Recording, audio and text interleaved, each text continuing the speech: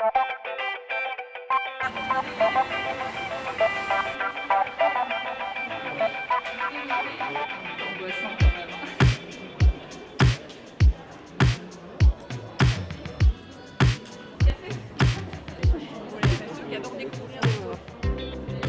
une table qui représente votre numéro qui est sur votre feuille de balle que vous avez eue dans votre tote bag.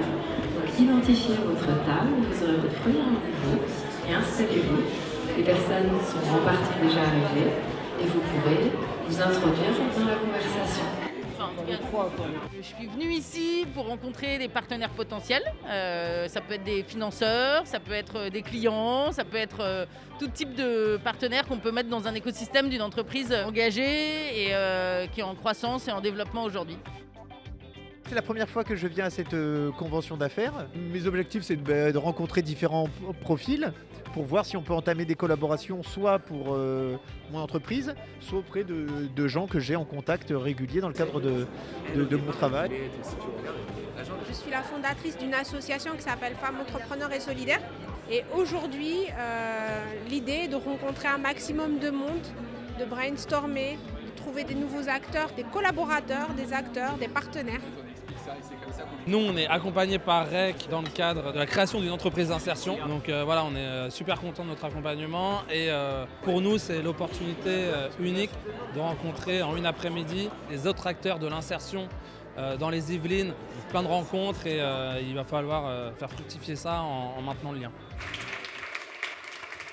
On a accompagné depuis 2016 258 entreprises. L'économie sociale et solidaire et l'entrepreneuriat social, c'est 10% de l'économie. Concrètement, aujourd'hui, les accords de Paris, la crise sanitaire, la crise de sens ne peut pas être répondue que par 10% de l'économie.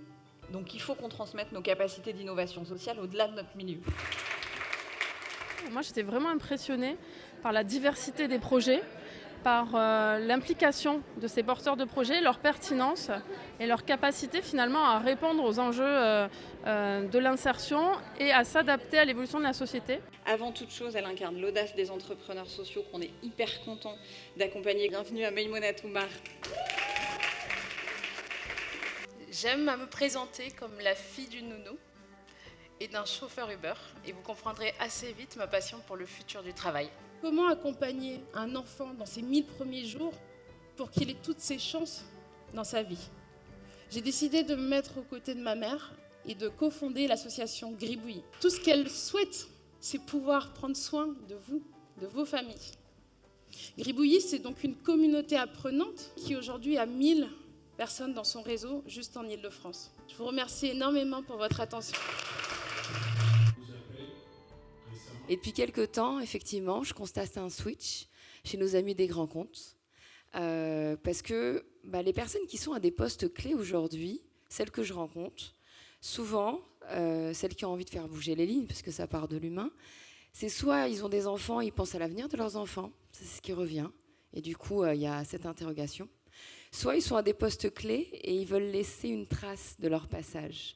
On se fait une fausse image du monde de l'ESS, on s'en fait une image un petit peu administrative, éthérée, obligatoire, alors qu'en réalité c'est une question très concrète, des exemples très concrets qui n'ont rien d'obligatoire, c'est une économie de marché. Ce soir, il n'y avait pas que des petites entreprises, il y avait aussi des très grandes entreprises, des très grands noms qui s'intéressent à l'ESS, non pas parce qu'il faut être dans l'ESS, mais tout simplement parce que ça fait sens pour les salariés, ça fait sens pour les acheteurs, pour les clients.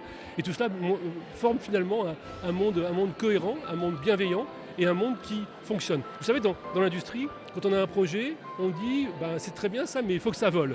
Là, je peux vous dire, ça vole. J'en suis très heureux.